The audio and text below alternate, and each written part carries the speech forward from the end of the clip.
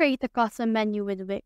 In order to do that, head over first to your Wix editor, and then from in there you can see in here this Pages and Menu tab. Click on this right here and you should be able to see this window. So we have in here our site menu. So you can have the option to add a menu item, but that's not where we're going to. So if you want to have your new menu, you can head over and then just go and then try to create a submenu as well. For example, we have in here a shop page. And then from in there, you can click on this submenu style. So click on this right here. And then you should be able to create a drop-down menu using this particular case.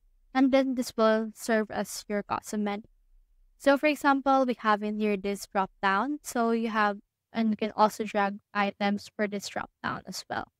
So for example, let's add menu item, and you can add new page, dynamic pages, section, and anchor. So you have the option to rename this as well by clicking on the three dots and click on the rename. So for example, let's name this custom. And then once you have renamed that, click on done, and then you have the option to add something. For example, let's add this plans and pricing. So let's drag this down onto our custom, and then let's swipe it to the right. Now successfully add this to this custom page right here. So as you can see, it's been added. Now let's also add this programs list. Let's also just drag and then swipe to the right in order to add this right here.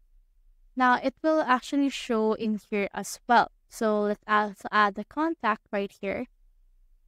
And then as you can see, we have now this custom right here. And when you try to click on that, this sub menu or custom menu will be added. So that's how you create a custom menu with Wix. Hope we helped.